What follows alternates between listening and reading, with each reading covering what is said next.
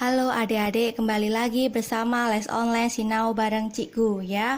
Kali ini kakak akan membahas materi fisika yaitu bab besaran dan satuan ya. Khususnya kali ini kakak membahas besaran saja ya. Apa sih sebenarnya pengertian dari besaran? Mungkin kalian selama ini bisa menggunakan besaran, misal ada massa, kemudian ada waktu, kemudian ada kecepatan. Nah, apakah itu semua besaran? Oke, kita mulai dari pengertian terlebih dahulu. Pengertian apa itu sebenarnya besaran? Nah, besaran itu adalah sesuatu yang bisa diukur ya, sesuatu yang bisa diukur. Misalkan massa dari balok A berapa masanya, itu nanti bisa diukur, masanya ada 50 kg. Nah, itu merupakan suatu besaran ya, suatu yang bisa diukur dan dinyatakan angka ya, dinyatakan dalam angka.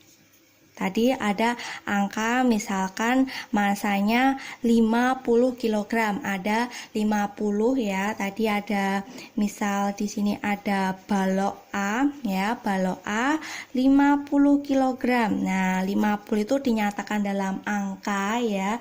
Di sini kemudian kilogram ini adalah satuannya ya, satuan, dan ini merupakan massa, itu namanya adalah besaran.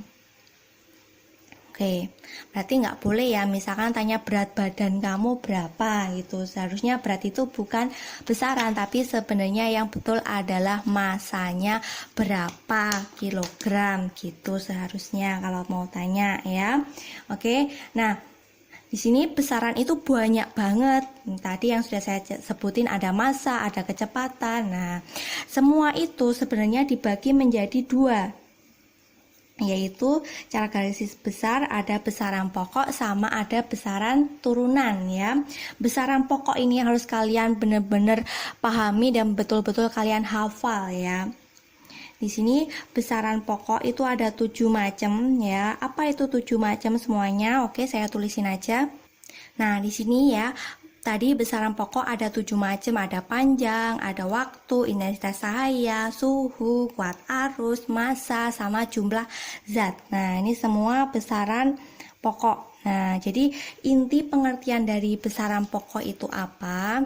Nah, intinya besaran pokok itu adalah sesuatu yang dapat diukur ya. Tadi besarannya sesuatu yang dapat diukur, tapi satuannya sudah ditetapkan terlebih dahulu. Tadi misalkan satuan dari massa kilogram, satuan dari panjang nanti ada meter, dan seterusnya. Jadi satuannya itu sudah ada ya, dan dia itu bukan diturunin dari besaran yang lain ya. Jadi dia sudah ada satuannya dan tidak diturunkan dari besaran yang lain. Itulah pengertian dari besaran pokok. Nah, emang ada nanti besaran yang diturunin dari besaran yang lain? Oh, ada. Itu namanya besaran turunan ya.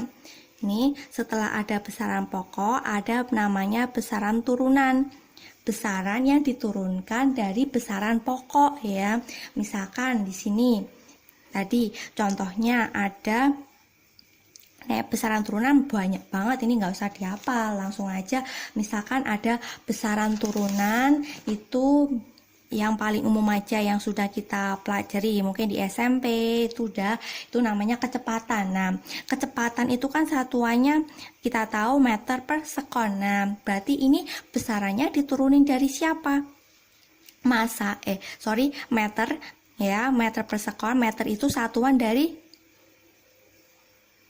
panjang, kemudian second itu adalah satuan dari besaran pokok waktu. Nah, berarti dia diturunin dari besaran panjang sama besaran waktu. Itu besaran turunan, contohnya ada kecepatan. Lagi misalkan ada besaran turunan yang lain, misalkan percepatan. Nah, percepatan kita tahu satuannya itu meter per sekon kuadrat. Nah, ini diturunin dari apa? Meter, tadi ada panjang ya, panjang, kemudian second kuadrat, berarti ini waktu dikuadratin. Bisa dipahami ya, inti dari besaran tadi sesuatu yang dapat diukur dan dinyatakan dalam angka. Kemudian besaran pokok itu adalah besaran yang sudah ada satuannya dan tidak diturunkan dari besaran yang lain. Yang diturunin dari besaran yang lain namanya besaran turunan. Nah, kalau berdasarkan arahnya, itu beda lagi ya. Nih, kalau berdasarkan arah,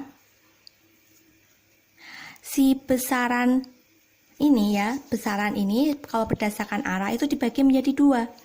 Ada besaran vektor, sama ada yang kedua namanya besaran skalar.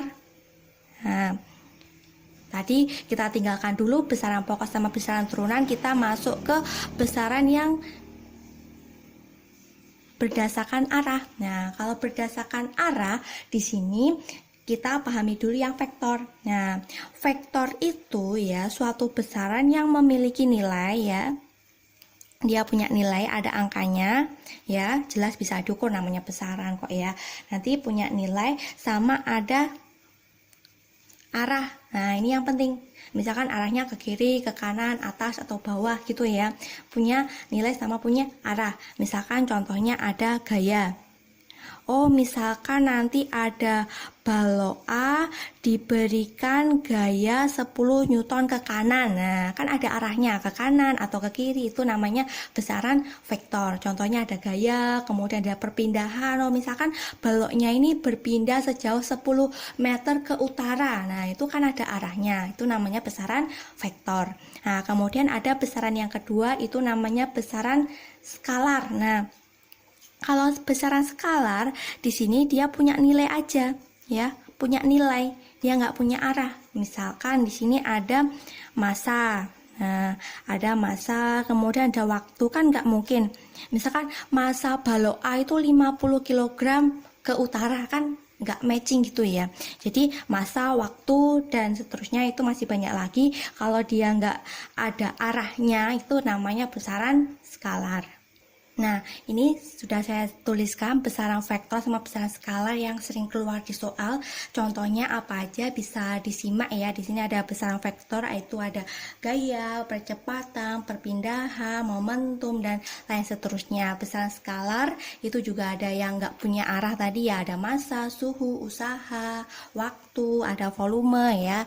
Oke, bisa dipahami untuk materi besaran dan di sini ya besaran dan satuan, tapi khususnya kakak menjelaskan materi besaran terlebih dahulu ya. Untuk yang bagian satuan dan materi-materi selanjutnya nanti bisa dilihat di Sinau bareng Cikgu, nanti biar selalu update video kakak selanjutnya. Like, share, dan subscribe ya.